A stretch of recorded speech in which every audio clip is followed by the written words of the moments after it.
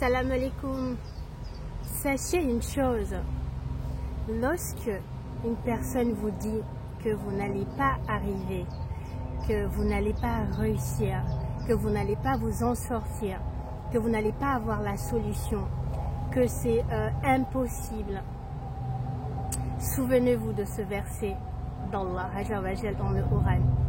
Lorsqu'il s'adressa à Sayyidina Moussa alayhi wa sallam et il dit: frappe la mer de ton bâton.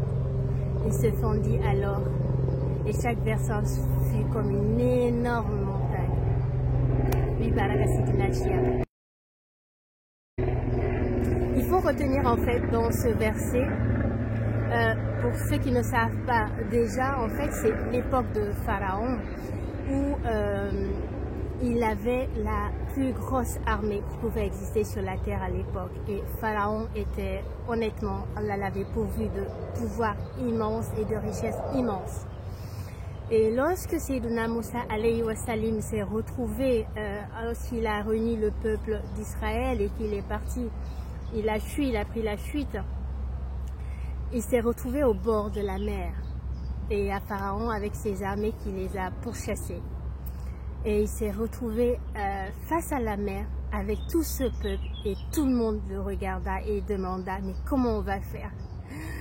De l'autre côté, il y a l'armée hyper puissante qui arrive et une vaste armée, subhanallah, et là, un mur total, la mer, il n'y a pas de bateau, on n'a rien, on ne peut pas nager, il y a des enfants, il y a des vieux, comment on va faire? On n'est pas à l'époque de nous, alayhi wa sallam, pour rentrer dans ce bateau. Donc, qu'est-ce qui se passe?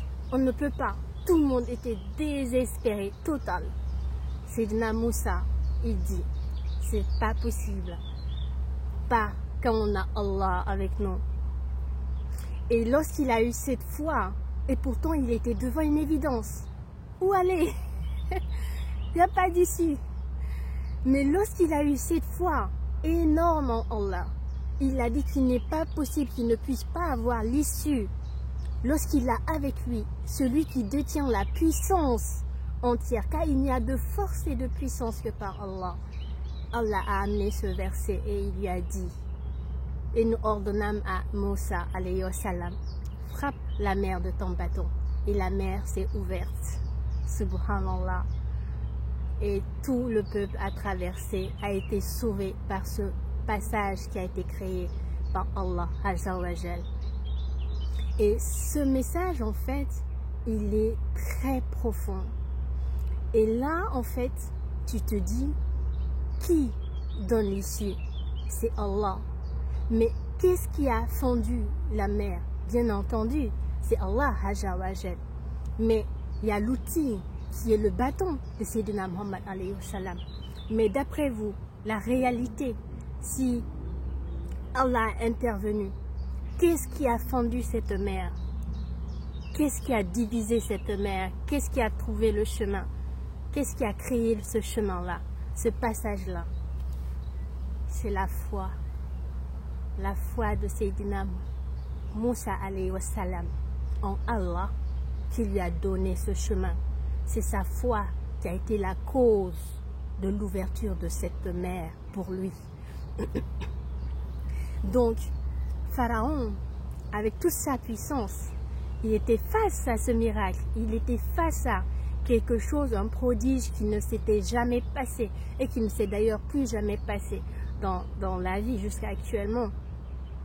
Mais lorsque Allah veut saisir, en parenthèse, quelqu'un, un ennemi, il est voilé.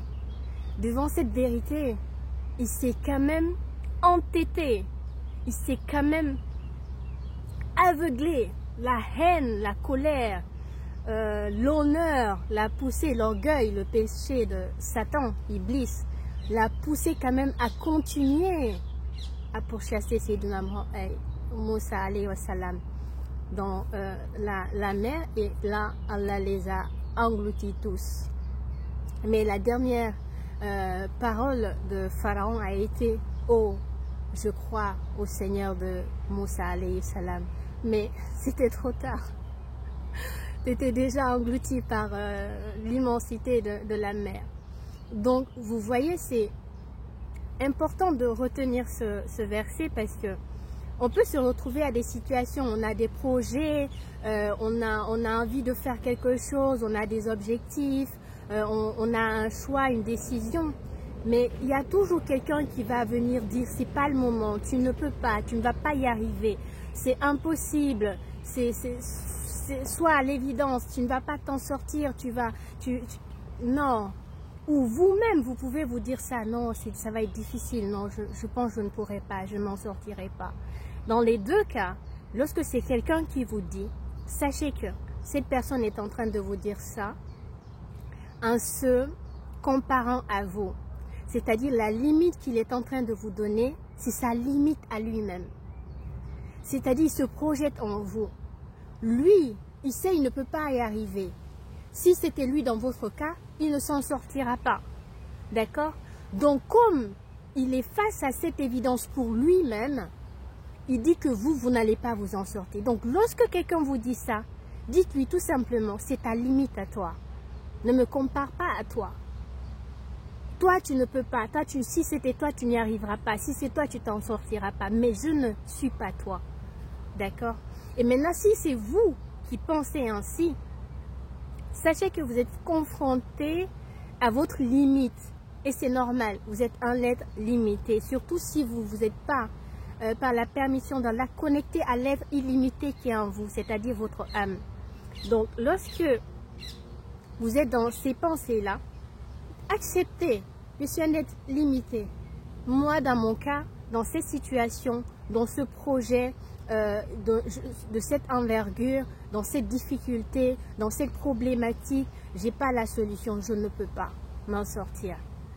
Mais je connais un être qui, lui, peut me faire sortir de ça, peut me permettre de réussir ça, peut m'honorer dans cette situation-là. Et c'est Allah, Azawajal. Donc je place ma confiance à celui pour qui rien n'est difficile. Celui qui a donné l'issue à Sayyidina Moussa alayhi wa salam peut me donner cette même issue à l'échelle qui m'est appropriée. Placez votre confiance en Allah. Et lorsqu'on place la confiance en Allah, c'est pas dit je pense, je crois en Allah, Allah va m'aider, mais que tu as un petit doute dans ton cœur quand même. Non, c'est pas de la vanité en disant j'ai demandé à Allah, Allah va le faire. Inch'Allah, oui, il va le faire. Parce que Allah a sa promesse et la promesse d'Allah, elle est véridique. Et dans le Coran, Allah a dit, demandez-moi et je vous donnerai. C'est Allah qui m'a dit de demander, il me donnera. Alors je demande à Allah l'issue et je place en lui toute ma confiance. Et Allah a dit, c'est lui qui place sa confiance en moi. Sachez que Allah le suffit, car Allah est suffisant. Et vous allez voir des miracles tous les jours dans votre vie. Vous allez voir comment vous allez réussir là où des milliards de personnes ne peuvent pas réussir. Vous allez voir où vous allez prospérer, où des milliards de personnes auraient échoué. Vous allez voir où vous allez guérir, où des milliards de personnes allaient mourir. Vous allez voir où vous allez marcher, où des milliards de personnes seraient restées paralysées. Car rien n'est impossible pour Allah. Donc l'exemple de ce verset va nous donner à méditer à chaque fois qu'on est dans cette situation où on pense qu'on a perdu le contrôle, où on pense qu'on n'a plus de solution, où on pense qu'il n'y a plus d'issue, où lorsque les autres nous projettent leurs difficultés, leurs problèmes, leurs limites à eux dans notre vie, brisons cela en nous rappelant de l'exemple de Sayyidina Moussa alayhi wa sallam et en plaçant sa confiance en Allah et en disant moi je ne suis pas un Superman mais je connais celui qui détient le pouvoir et il n'y a de force et de puissance que par Allah et par Allah je réussirai, par Allah je m'en sortirai, par Allah ce projet réussira, par Allah je vais enfanter, par Allah je vais me marier, par Allah je vais monter mon entreprise, par Allah je vais guérir, par Allah je vais être libéré, par Allah je vais briller, par Allah je vais me lever. Subhanallah, et laissez Allah faire les choses. qu'Allah nous aide à avoir cette confiance, pas en nous. Parce que lorsqu'on a une grande confiance en nous-mêmes, ça peut être important, mais lorsqu'on n'a pas assez de sagesse en nous, ça peut être un grand problème, parce que c'est un couteau à double tranchant. Lorsqu'on a une grande confiance en nous, en fait, ce qui se passe, c'est que on rentre dans l'ego. On va rentrer dans ce côté de l'arrogance. Et ça peut être très nuisible parce que l'ego va s'incruster de façon subtile. Il ne s'agit pas d'avoir une confiance en soi, mais il s'agit d'avoir une grande confiance en Allah.